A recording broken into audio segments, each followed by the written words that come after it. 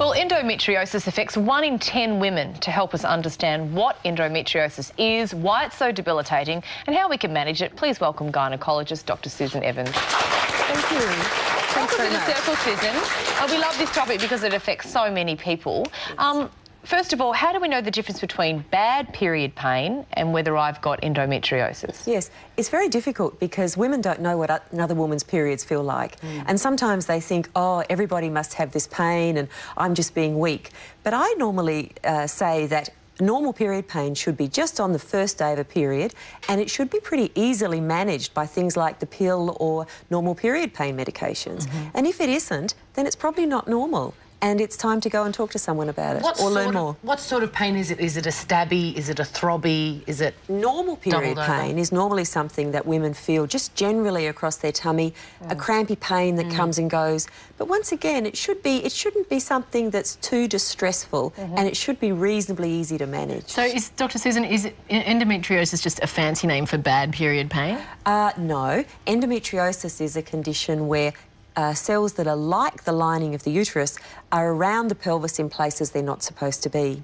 And yes, there can be bad period pain, but often some women have quite a lot of different pain symptoms as well. So they mightn't just have bad period pain. They might have an irritable bowel, headaches, fatigue, irritable bladder, painful sex, painful muscles. It actually can be quite a debilitating thing, though, isn't it? Because that's ringing bells of when we talk to people about ovarian cancer. There's such vague symptoms. So what is your checklist when someone comes into you about endometriosis? I guess that if they've come, we normally try and look through all the different troubles that they have, and that's the best way to be as well as possible, to actually look at all the different things you can do for all the different types of pain.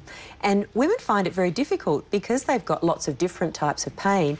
They end up going to lots of different people and they spend a lot of time and money and effort trying to get help with their symptoms, and sometimes still fall between the cracks and maybe not get the effective care that they need. So what should they do? What does somebody with endometriosis do? Yes, it's difficult for them and it can be pretty overwhelming.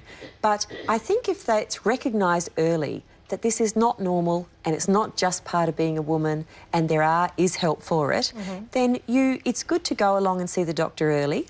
And to also, if the first person you see maybe isn't quite on your page and maybe not thinking quite like you do, to just keep looking and to recognise that there'll be a whole lot of things, not just surgery, but diet, lifestyle, medications, a whole bunch of different things to be as well as you really can be. Can I just clarify a couple of things, Dr. Susan, that I'm not sure about? Yes. Can your GP or your gynaecologist give you a definitive test that you have endometriosis? Yes, they can, but the only definitive test is actually a laparoscopy, which is an operation where you look inside someone's tummy. Right. And that's where a lot of women get put off. They might have an ultrasound scan that shows nothing, and it doesn't mean they haven't got endo.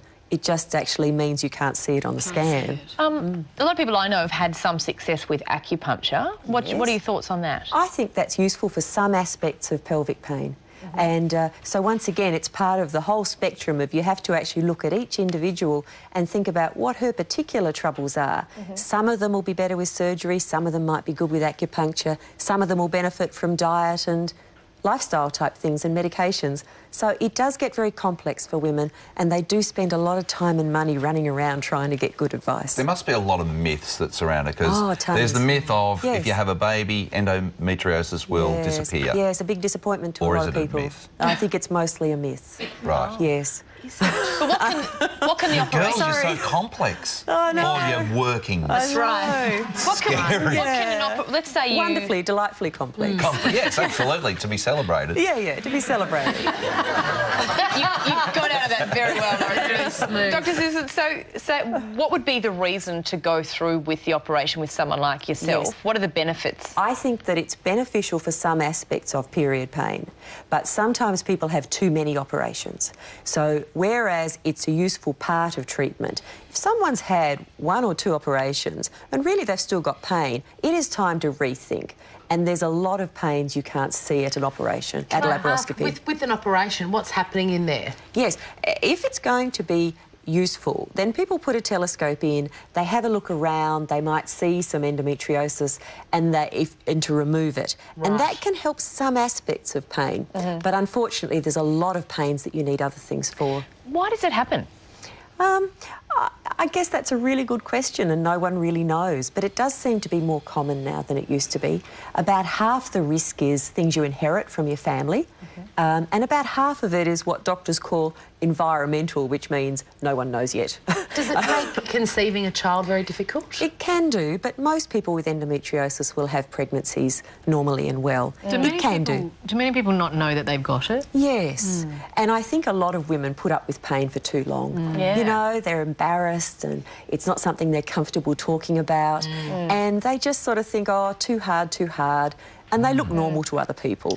But it's the thing, the doctor, that like you said, you have no idea because you can't compare it to anything. All you know is your body and your pain and your periods. That's right. I love your book that you've just put out because you've co-authored it and you've spoken to a lot of different women. Yes. And what I love about it is you can take some level of comfort in reading other people's situations. Absolutely. What did you discover from talking to all those patients? Was there a common theme? Yes, there is. And unfortunately, they all think they're the only one who's got all those troubles and they're suffering by themselves. And one of the comforting things is to realise that there's lots of women out there just like them, and that there are some things they can do to help improve their pain and things.